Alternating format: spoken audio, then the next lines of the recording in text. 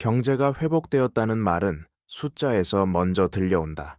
성장률은 플러스로 돌아섰고, 주가는 다시 고점을 논한다. 실업률은 안정됐고, 기업 실적은 개선되고 있다는 보고서가 쏟아진다. 그러나 일상의 공기는 정반대다. 장을 보러 나선 순간 체감하는 물가는 더 빠르게 뛰었고, 금리는 좀처럼 내려올 기미가 없다.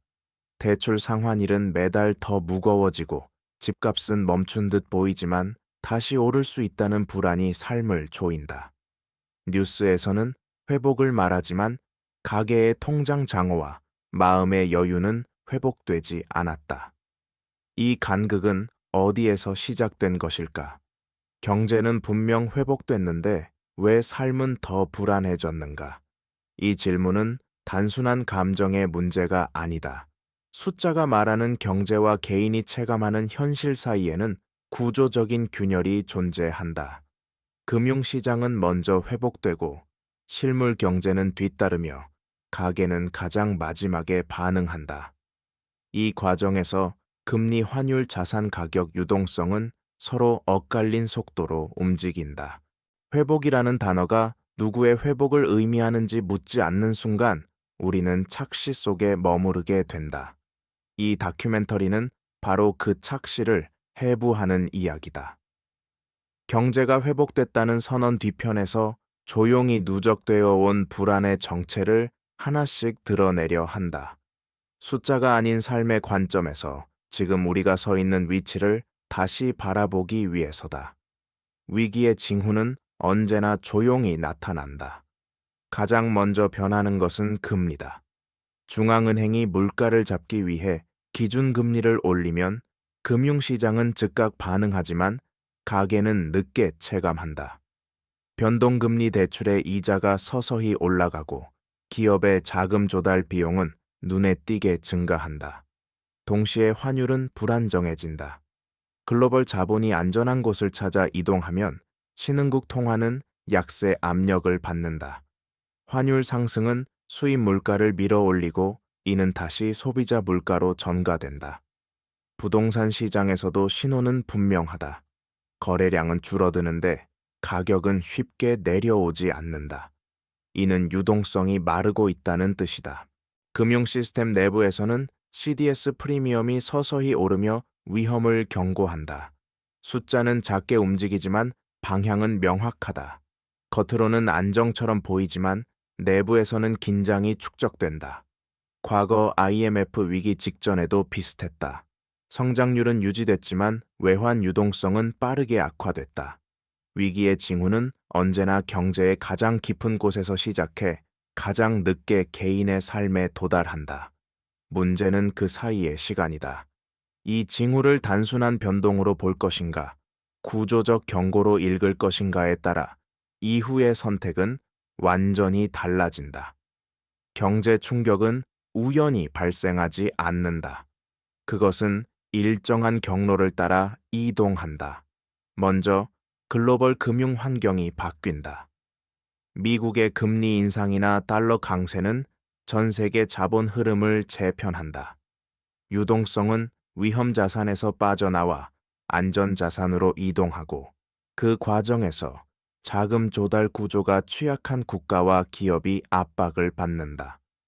은행은 대출 기준을 강화하고 기업은 투자를 미루며 고용은 점차 경직된다. 이 흐름이 실물 경제에 도달하기까지는 시간이 걸리지만 일단 연결되면 속도는 빠르다.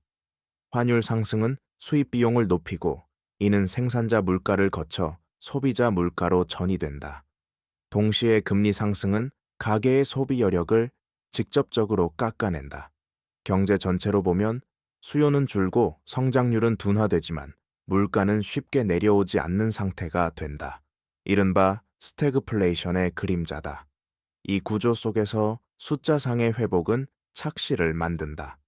주식 시장은 유동성에 먼저 반응하며 반등하지만 가계의 소득과 지출 구조는 그만큼 빠르게 회복되지 않는다. 충격의 작동 원리는 단순하다. 금융에서 실물로, 실물에서 개인으로 가장 약한 고리부터 압력이 집중된다. 이 메커니즘을 이해하지 못하면 우리는 항상 결과만 보고 원인을 놓치게 된다. 글로벌 사례를 보면 이 구조는 반복된다. 아르헨티나는 외형상 성장이 이어지던 시기에 재정 적자와 외채 의존이 누적됐다. 환율 방어를 위해 금리를 높였지만 유동성은 더 빨리 말랐다. 결국 통화 가치 붕괴가 실물 경제를 덮쳤고 중산층의 저축은 하루아침에 증발했다. 그리스 역시 위기 직전까지 통계는 안정적으로 보였다. 그러나 국채 금리가 급등하고 CDS가 치솟는 동안 긴축 정책은 가계 소비를 급격히 위축시켰다. 터키는 금리와 정치가 충돌한 사례다. 인위적인 저금리는 환율 급등으로 되돌아왔고 물가는 통제 불능이 됐다. 베네수엘라는 통화 발행으로 위기를 덮으려다 하이퍼인플레이션으로 삶의 기반이 무너졌다. 이 사례들의 공통점은 명확하다. 경제 지표의 일부는 회복을 말했지만 환율과 유동성 신뢰라는 핵심 변수는 이미 붕괴의 방향으로 움직이고 있었다. 위기는 숫자의 평균이 아니라 취약한 지점에서 시작된다. 그리고 그 충격은 언제나 개인의 삶으로 전가됐다. 글로벌 비교는 한국을 예외로 만들지 않는다. 같은 메커니즘은 규모와 속도만 달리해 반복될 뿐이다.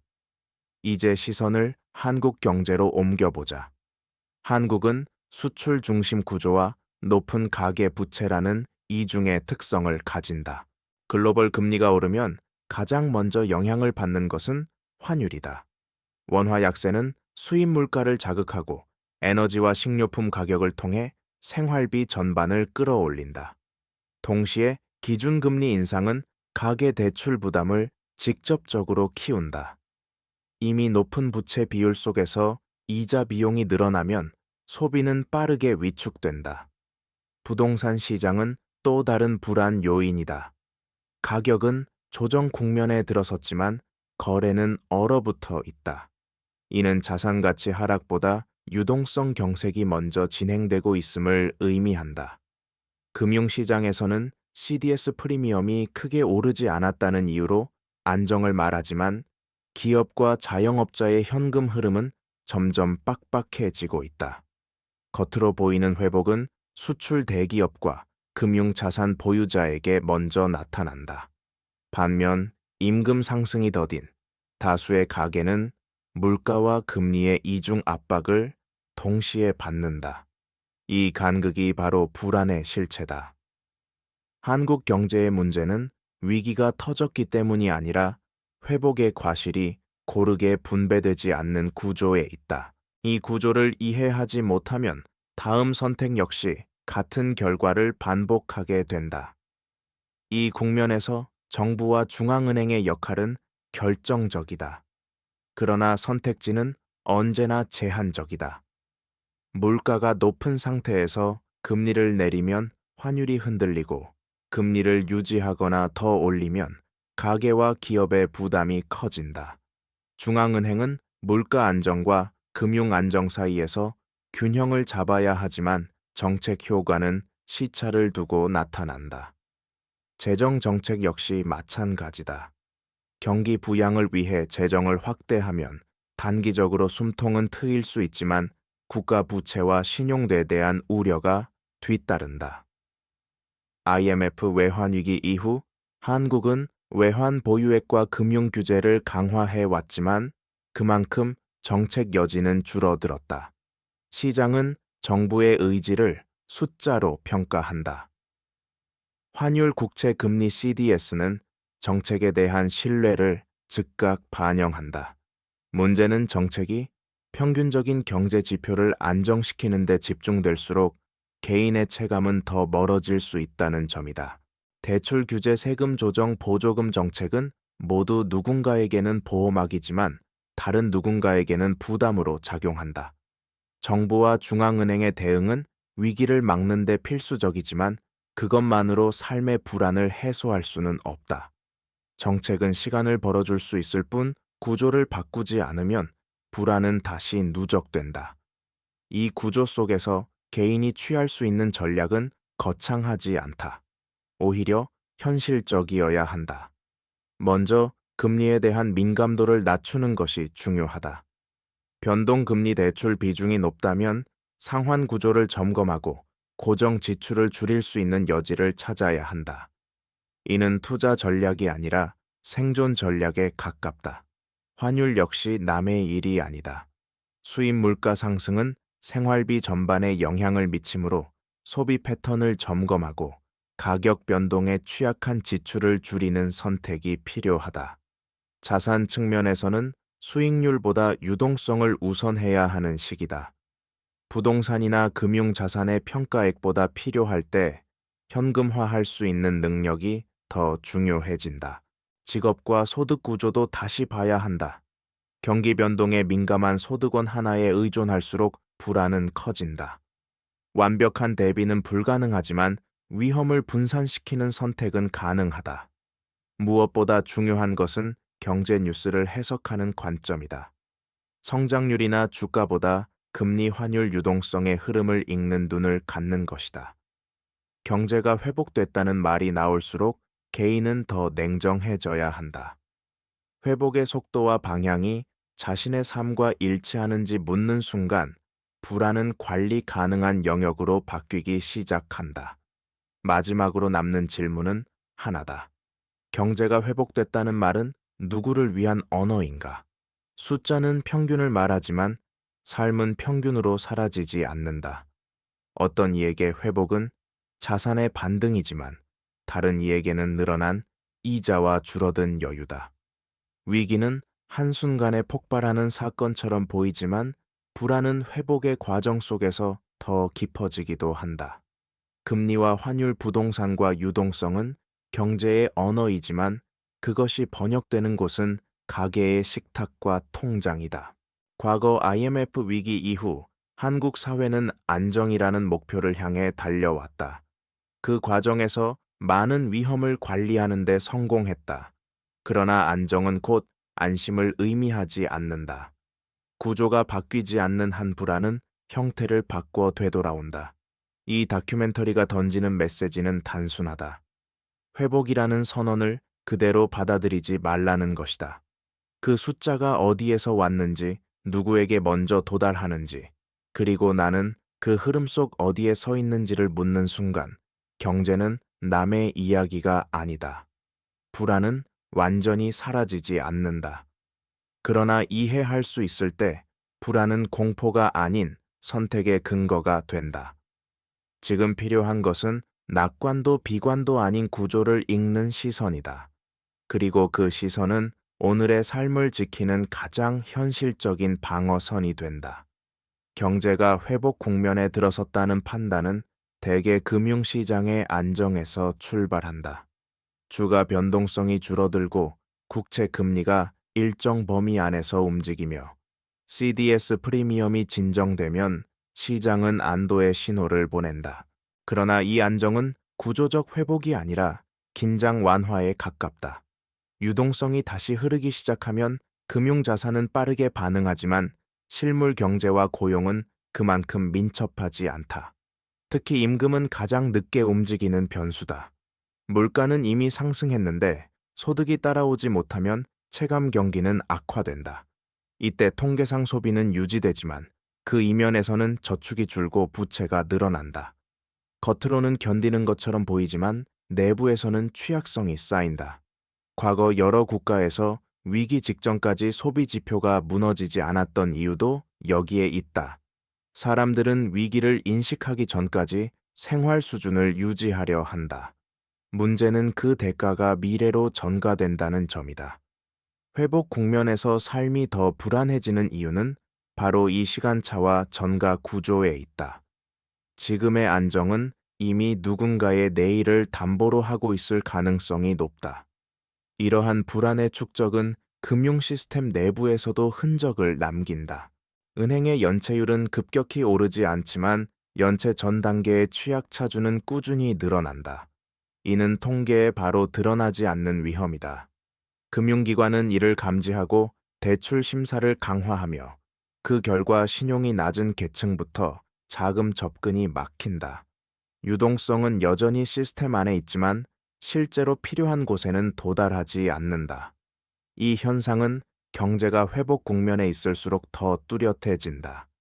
위험을 관리한다는 명분 아래 자금은 안전한 차주와 대기업 금융자산으로만 순환한다.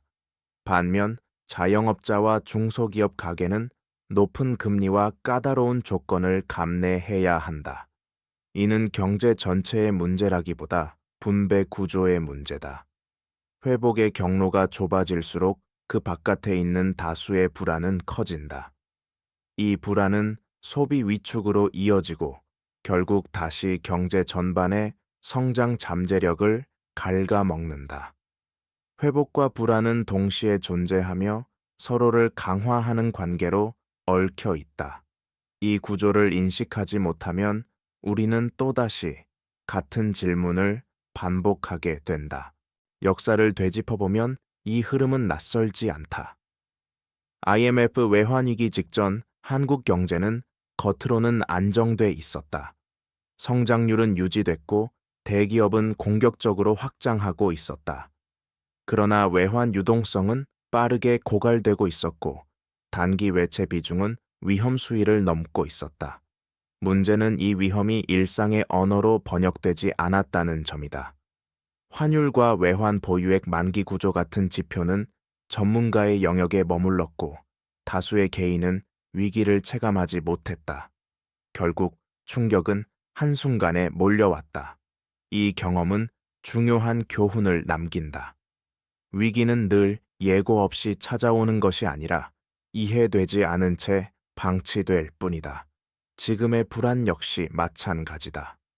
금리와 환율 부채 구조라는 신호는 분명 존재하지만 그것이 삶의 언어로 해석되지 않으면 경고는 소음으로 사라진다. 회복 국면에서 불안이 커지는 이유는 위험이 사라졌기 때문이 아니라 위험이 보이지 않게 이동했기 때문이다. 경제는 위기를 숨길 수 있어도 삶은 그 부담을 숨기지 못한다. 글로벌 금융 환경이 바뀌는 속도는 점점 더 빨라지고 있다. 과거에는 금리 변화가 경제 전반에 영향을 미치기까지 시간이 필요했지만 지금은 자본 이동이 즉각적으로 반응한다. 이는 환율 변동성을 키우고 국내 경제의 완충 장치를 약화시킨다. 특히 달러 강세 국면에서는 외화 부채 부담이 빠르게 증가한다. 기업은 환차손을 감내해야 하고 국가는 외환 시장 안정에 더 많은 자원을 투입해야 한다. 이 과정에서 유동성은 다시 한번 금융시장에 머물며 실물로 흘러가는 속도는 느려진다. 결과적으로 경제 지표는 안정돼 보이지만 기업의 투자 의지는 위축되고 고용은 보수적으로 관리된다. 개인의 삶에서는 이 변화가 더 직접적이다. 임금 인상은 지연되고 생활비는 선제적으로 오른다. 불안은 특정 사건이 아니라 환경으로 자리 잡는다. 글로벌 금융 환경의 변화는 단순한 외부 변수처럼 보이지만 실제로는 일상의 안정성을 좌우하는 핵심 요인이다. 이 흐름을 이해하지 못하면 회복이라는 단어는 점점 더 공허해진다. 불안이 구조화되는 과정에서 또 하나 주목해야 할 변수는 부동산이다. 부동산은 자산이면서 동시에 생활의 기반이다. 금리가 오르면 가장 먼저 흔들리는 시장이지만 가격 조정은 항상 지연된다. 거래량이 급감하는 동안 가격은 버티는 것처럼 보이고 이 시기가 길어질수록 체감 불안은 커진다.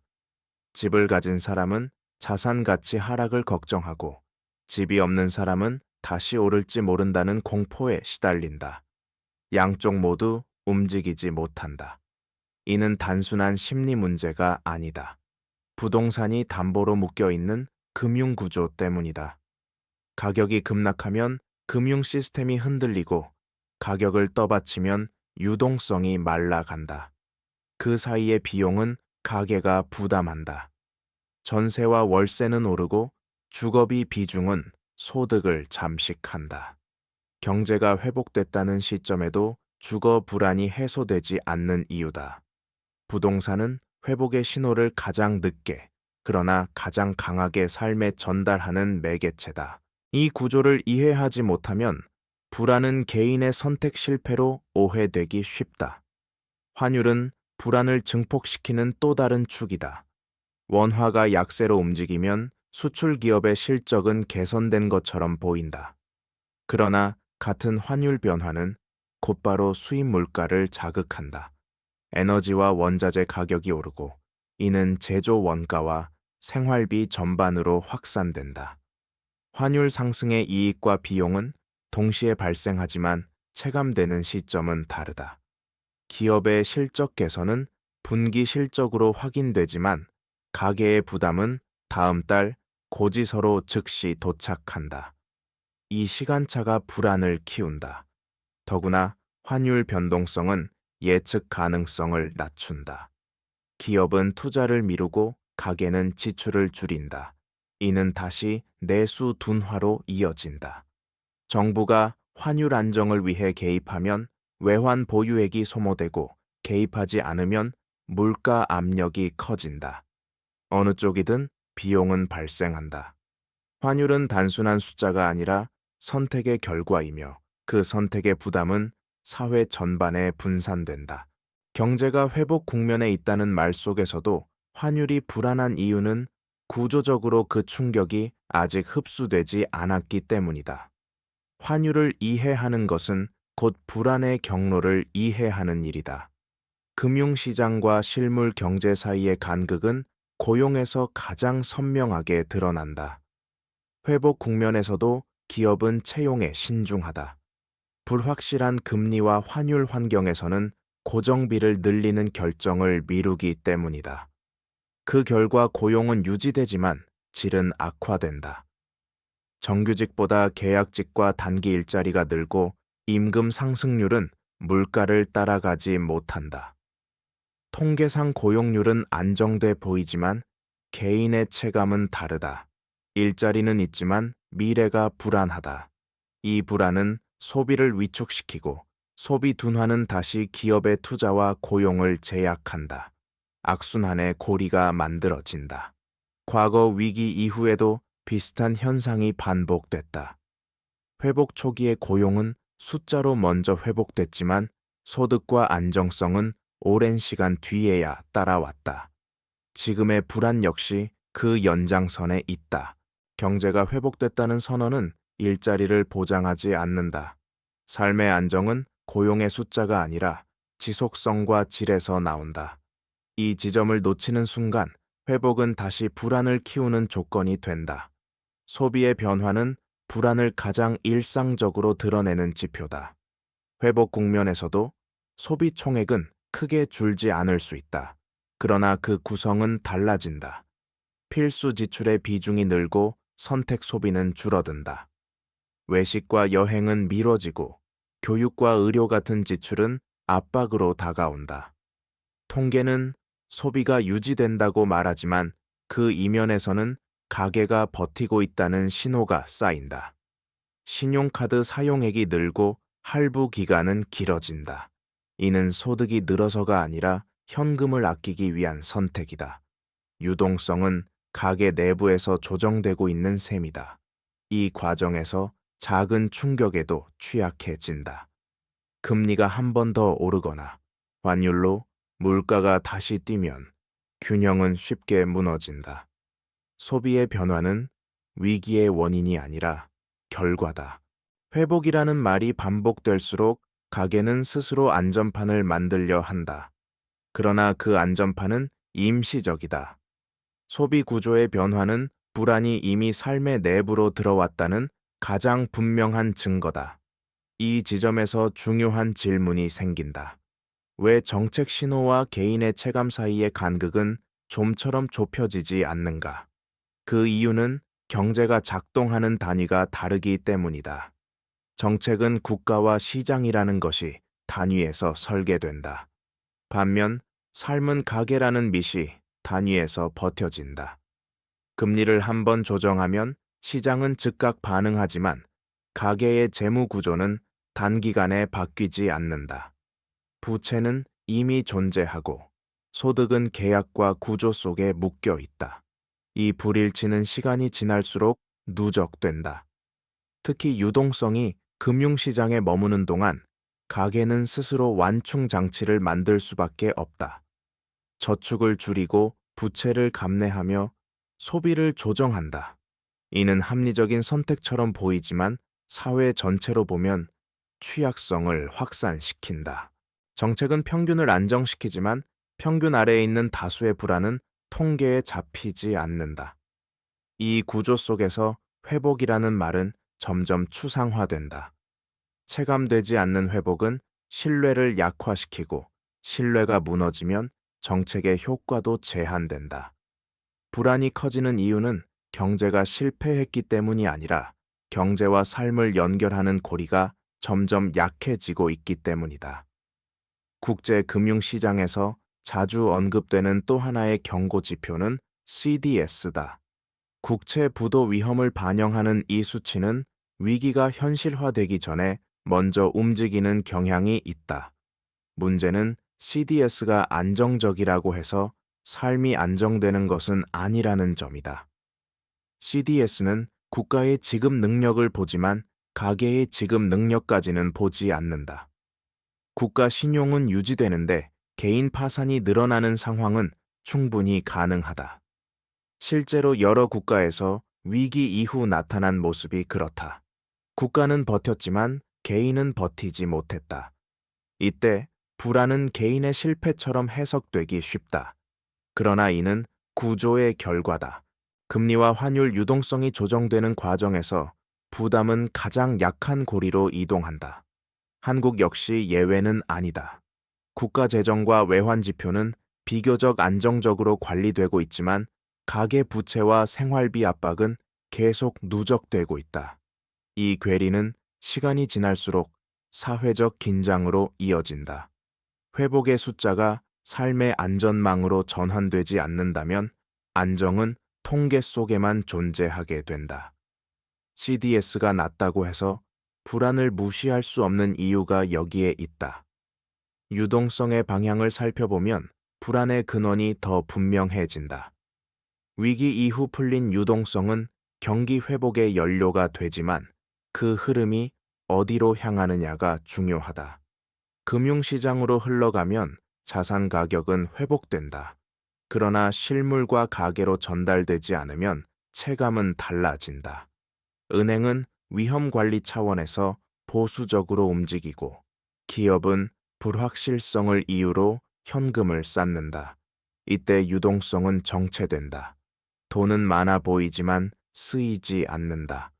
유동성 함정에 가까운 상황이다. 가계는 대출 이자와 물가 상승을 동시에 감내하며 지출을 줄인다. 이는 다시 기업 매출을 압박하고 투자와 고용을 위축시킨다. 유동성이 회복을 만들지 못하고 불안을 증폭시키는 역설이 발생한다. 정책이 아무리 공급을 늘려도 전달 경로가 막히면 효과는 제한된다. 이 구조에서 회복은 숫자로 존재하지만 삶으로는 도달하지 않는다. 유동성의 방향을 바꾸지 않는 한 불안은 사라지지 않는다.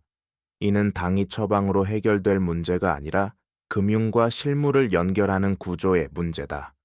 회복의 질을 묻지 않는 순간 불안은 다음 국면으로 이월된다. 이 불안이 사회 전반으로 확산되면 신뢰의 문제로 이어진다. 경제 주체들은 미래를 예측할 수 없다고 느끼는 순간 가장 보수적인 선택을 한다. 기업은 투자를 줄이고 가계는 소비를 미루며 금융기관은 대출을 조인다. 이 선택들은 개별적으로는 합리적이지만 동시에 작동하면 경제 전체의 활력을 떨어뜨린다. 회복 국면에서도 성장의 체감이 약한 이유다. 특히 중산층의 불안은 중요하다. 중산층은 소비와 세수의 기반이지만 가장 먼저 압박을 받는 계층이기도 하다. 주거비와 교육비 금융비용이 동시에 오르면 선택지는 빠르게 줄어든다. 이때 불안은 단순한 걱정이 아니라 행동을 바꾸는 요인이 된다.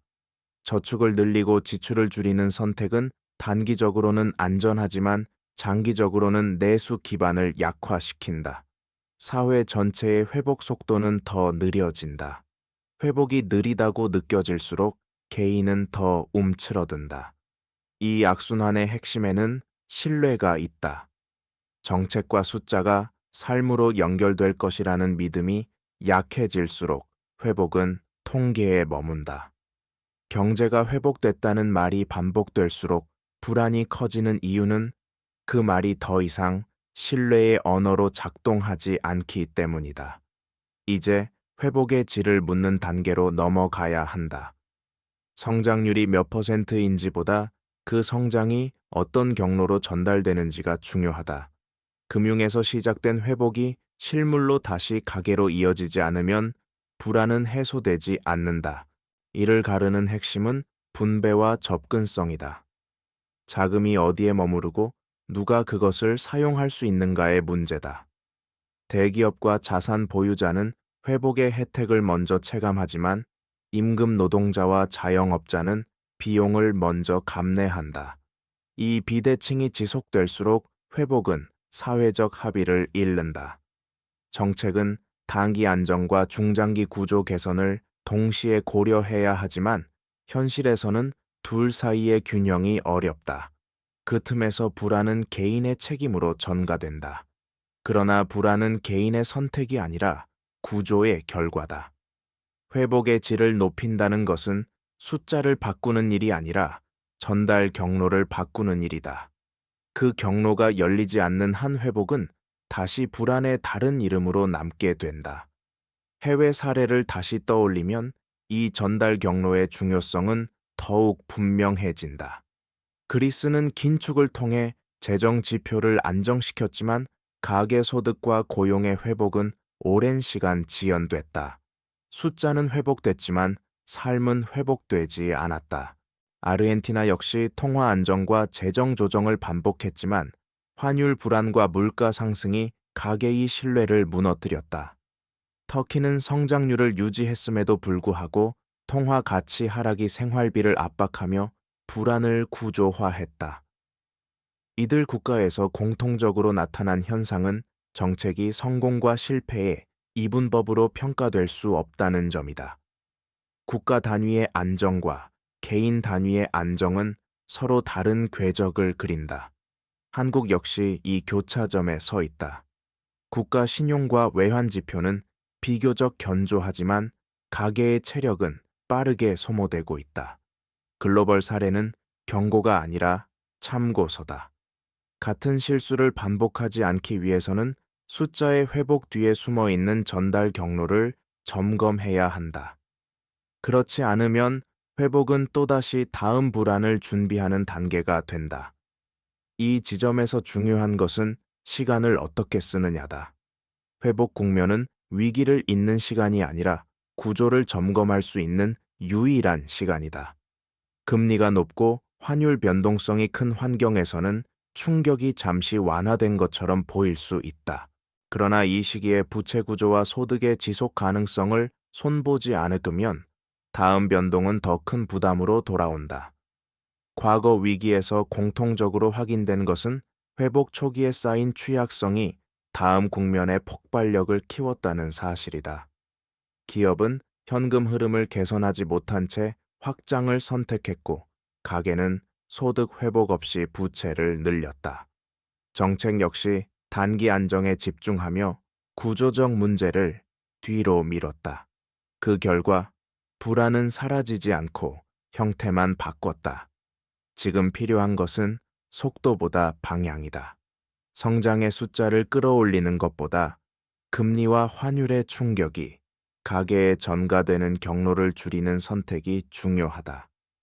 회복의 시간을 어떻게 쓰느냐에 따라 다음 위기는 관리 가능한 조정이 될 수도 있고 다시 한번 삶을 흔드는 충격이 될 수도 있다. 회복은 끝이 아니라 시험대다. 개인의 선택 역시 이 시험대 위에 놓여 있다.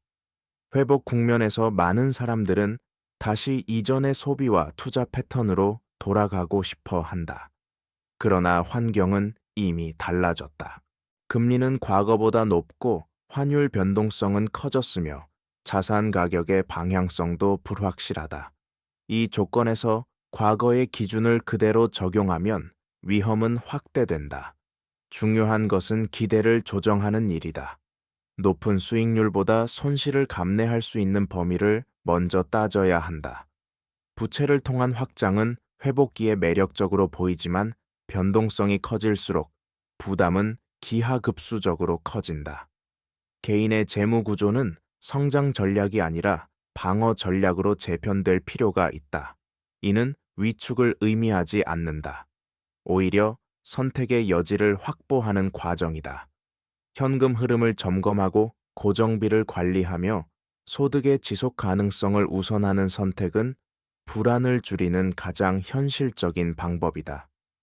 경제가 회복됐다는 말이 들릴수록 개인은 더 보수적으로 미래를 계산해야 한다.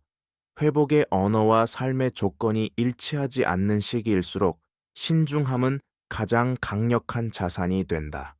사회 전체의 관점에서 보면 불안은 비용이 된다. 개인이 소비를 줄이고 기업이 투자를 미루며 금융기관이 위험 회피에 집중하면 경제의 회전 속도는 느려진다. 이는 단순한 경기 둔화가 아니라 잠재 성장률의 하락으로 이어진다. 회복 국면에서 이런 현상이 나타나는 이유는 명확하다. 불확실성이 해소되지 않았기 때문이다. 금리와 환율 부동산의 방향이 명확하지 않으려면 누구도 장기 결정을 내리기 어렵다. 이때 정책이 해야 할 역할은 숫자를 안정시키는 것을 넘어 예측 가능성을 높이는 것이다. 모든 위험을 제거할 수는 없지만 위험의 범위를 가늠할 수 있게 만드는 것만으로도 행동은 달라진다. 불안이 줄어들면 소비와 투자는 서서히 회복된다. 반대로 불안이 구조화되면 회복은 지연되고 그 비용은 사회 전체가 부담하게 된다. 지금의 불안은 과잉 반응이 아니라 합리적인 경계다. 문제는 이 경계를 어떻게 관리하느냐다. 불안을 무시하면 폭발로 돌아오고 이해하면 조정의 기회가 된다. 회복 이후에 진짜 과제는 바로 이 관리 능력에 있다. 마지막 국면으로 갈수록 중요한 것은 방향 감각이다. 경제는 언제나 순환하지만 삶은 되돌릴 수 없다. 회복이라는 말에 안주하면 구조는 그대로 남고 불안은 다음 국면으로 이월된다. 지금의 불안은 과도한 비관이 아니라 환경 변화에 대한 합리적인 반응이다. 금리와 환율 유동성의 조합이 과거와 달라졌다면 대응 방식도 달라져야 한다. 국가 차원에서는 안정 지표를 유지하는 것만으로 충분하지 않다. 그 안정이 어떻게 가계의 부담을 줄이는지까지 연결돼야 한다. 개인 역시 성장 서사보다 지속 가능성을 기준으로 선택을 재정렬해야 한다. 불안은 제거해야 할 감정이 아니라 해석해야 할 신호다. 이 신호를 무시하면 공포가 되고 이해하면 전략이 된다. 경제가 회복됐다는 말과 삶이 불안해졌다는 감정은 동시에 참일 수 있다. 중요한 것은 그 모순을 부정하지 않고 구조 속에서 해석하는 일이다. 그 순간부터 불안은 방향을 잃은 공포가 아니라 삶을 지키는 판단 기준으로 바뀐다. 이제 시야를 한 단계 더 넓혀보자. 불안이 개인의 영역을 넘어 사회적 정서로 자리 잡을 때 경제는 또 다른 국면에 들어선다. 사람들은 숫자보다 분위기에 반응한다. 주변에서 힘들다는 이야기가 늘어나고 미래에 대한 확신이 사라지면 행동은 급격히 보수적으로 변한다. 이는 통계로 포착되기 어렵지만 경제에 미치는 영향은 크다. 소비와 투자가 동시에 위축되고 새로운 시도는 줄어든다. 회복 국면에서 혁신이 둔화되는 이유도 여기에 있다. 안정이 확실하지 않은 환경에서는 위험을 감수하려는 동기가 약해진다. 이때 경제는 멈춰 있는 것처럼 보인다. 숫자는 유지되지만 역동성은 사라진다. 과거 여러 국가에서 장기 침체가 시작될 때도 비슷한 신호가 나타났다. 위기가 끝난 뒤에도 불안이 사라지지 않았고 그 불안이 행동을 제한했다. 불안은 단순한 심리가 아니라 경제의 속도를 조절하는 변수다. 회복 이후에도 삶이 불안해지는 이유는 이 변수에 대한 관리가 제대로 이루어지지 않았기 때문이다. 이 지점에서 우리는 다시 처음의 질문으로 돌아오게 된다. 경제는 왜 회복됐다고 느껴지는데 삶은 왜 더 조심스러워졌는가? 그 이유는 회복이 끝난 상태가 아니라 과정이기 때문이다. 회복은 불안을 제거하지 않고 오히려 재배치한다. 위기 국면에서는 모두가 같은 방향으로 흔들리지만 회복 국면에서는 차이가 드러난다. 누군가는 기회를 얻고 누군가는 부담을 떠안는다. 이 차이는 시간이 지날수록 격차로 고착된다. 금리와 환율 자산 가격은 그 격차를 확대하는 도구로 작동한다. 회복이라는 말은 평균의 언어이지만 삶은 분포의 언어다. 평균이 좋아져도 하단의 불안이 줄어들지 않으면 체감은 달라질 수밖에 없다. 지금의 불안은 회복이 실패했다는 신호가 아니라 회복의 방식이 선택적이라는 증거다. 이 사실을 인정하지 않으면 논의는 늘 같은 자리에서 맴돈다. 경제는 회복됐다는 말과 삶이 불안해졌다는 감정은 서로 모순되지 않는다. 오히려 함께 이해해야 할 하나의 구조다. 이 구조를 직시하는 순간 질문은 비로소 다음 단계로 넘어갈 수 있다. 그렇다면 이 구조 속에서 우리가 얻을 수 있는 실질적인 인사이트는 무엇일까? 첫째, 경제 뉴스를 해석하는 기준을 바꿔야 한다. 성장률이나 주가 지수보다 금리의 방향, 환율의 변동성, 유동성의 흐름을 함께 보아야 한다. 둘째, 회복이라는 말이 나올수록 개인과 가계는 자신의 위치를 점검해야 한다. 이 회복이 나의 소득, 나의 고정비, 나의 부채 구조에 어떤 영향을 미치는지를 구체적으로 따져보는 것이다. 셋째, 정책에 대한 기대 역시 현실적으로 조정할 필요가 있다. 정부와 중앙은행은 위기를 완화할 수는 있지만 모든 불안을 제거할 수는 없다.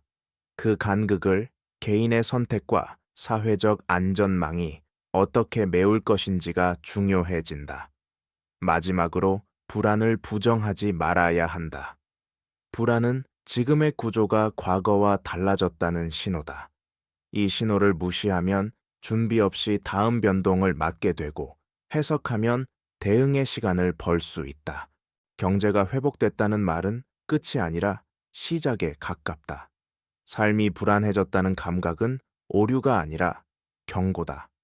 이 둘을 함께 놓고 바라볼 때 우리는 비로소 다음 선택을 준비할 수 있다.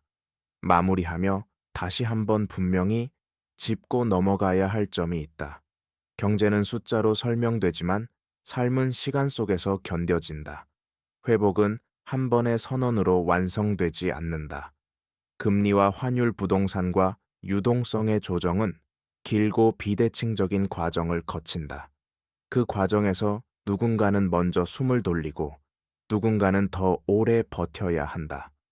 삶이 불안해졌다는 감각은 개인의 나약함이 아니라 이 비대칭을 감지하고 있다는 증거다. 중요한 것은 이 불안을 외면하지 않는 태도다. 과도한 낙관은 경계를 무디게 하고 과도한 비관은 선택을 마비시킨다. 필요한 것은 구조를 이해한 냉정함이다. 지금의 회복이 어디까지 왔는지, 그리고 그 다음 조정이 어떤 경로로 내게 닿을지를 스스로 묻는 일이다. 경제는 언제나 변한다. 그러나 이해한 변화는 위기가 아니라 조정이 된다. 이 다큐멘터리가 남기고 싶은 메시지는 단순하다. 회복을 믿도에 맹신하지 말 것. 불안을 느끼되 공포에 머물지 말 것.